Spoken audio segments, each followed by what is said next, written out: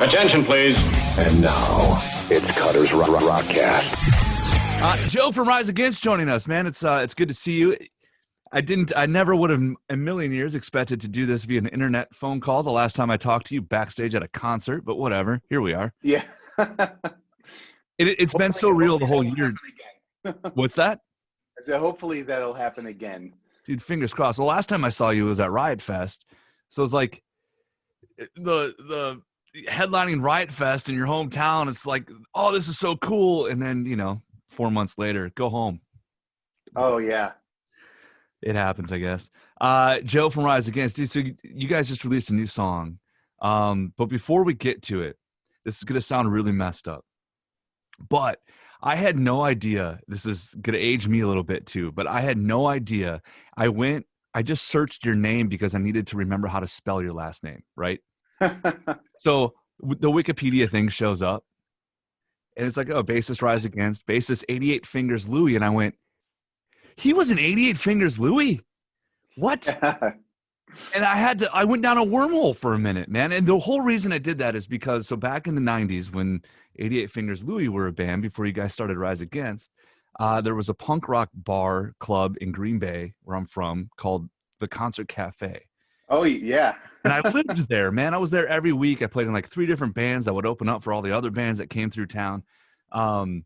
Including, I don't know if we ever played with 88 Fingers Louie, but we played like the Donnas and stuff.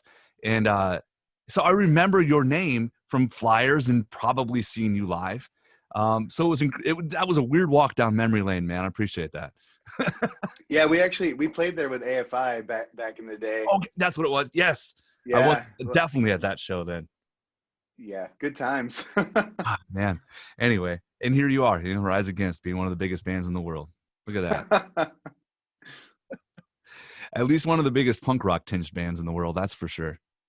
Yes, thank you for the compliment. Appreciate it. Of course.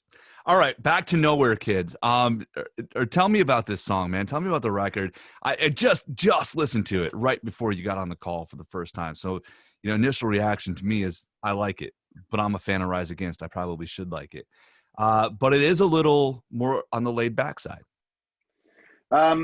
Yeah, I mean, this particular song, yeah, for sure. But I mean, it's crazy because we, like most bands, well, I know a lot of bands that we were just finishing recording the record right before the pandemic. So we were sitting on this record, the last year and a half or whatever. Oh man. So it's kind of interesting, right? You finish something and then you wait a year and a half and now it's like, okay, let's get going again. Everything's starting up.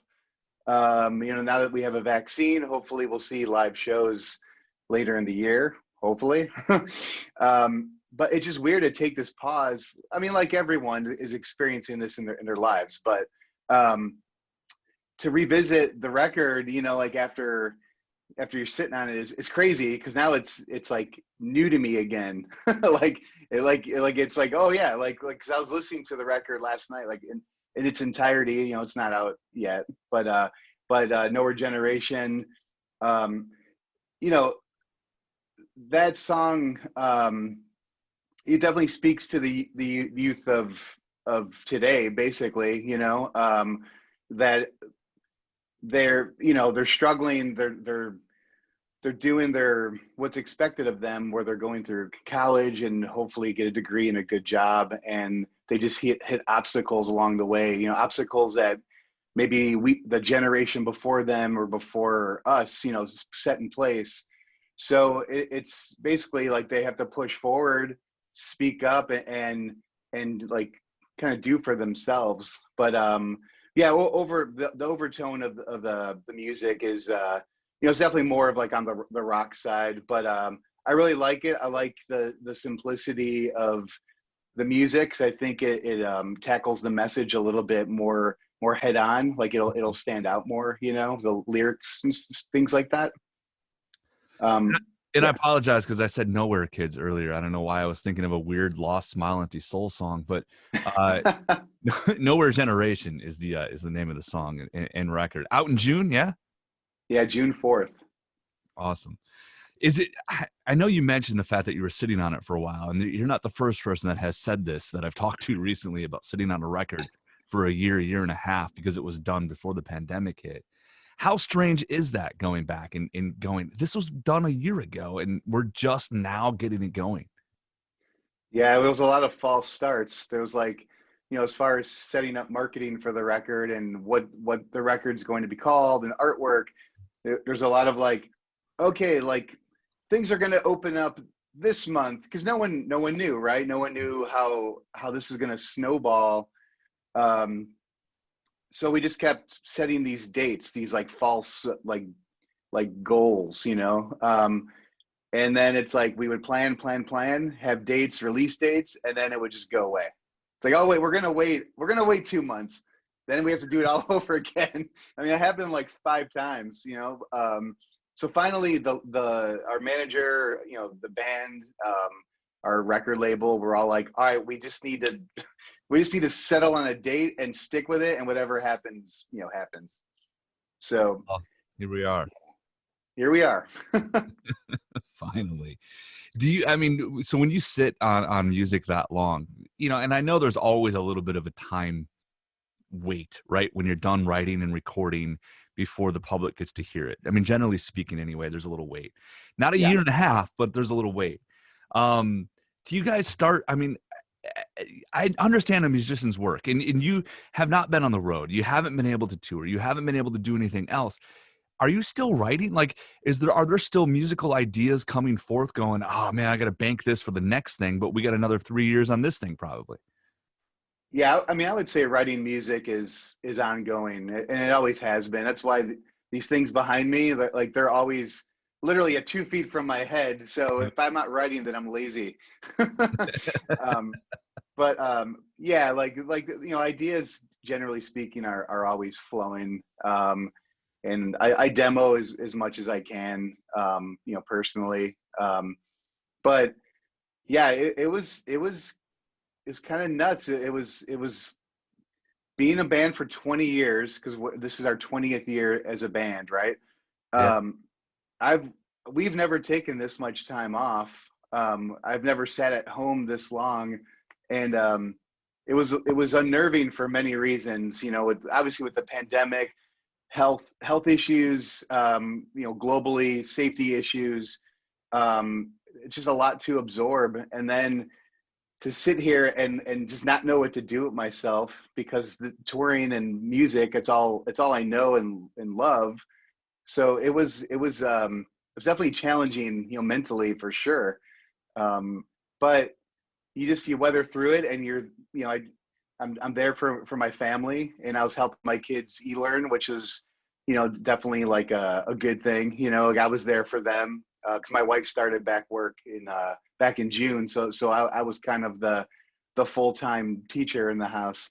Well, you're lucky to have been able to do that. When my kids were virtual, it's like I'm in my basement. I have a studio down here, but I was down here trying to do radio shows and everything else, along with, okay, now go get this done. Where are you with this? Okay, cool. Yeah, You're doing that. Let me do this, So good a on lot you, of man. juggling. It's not easy.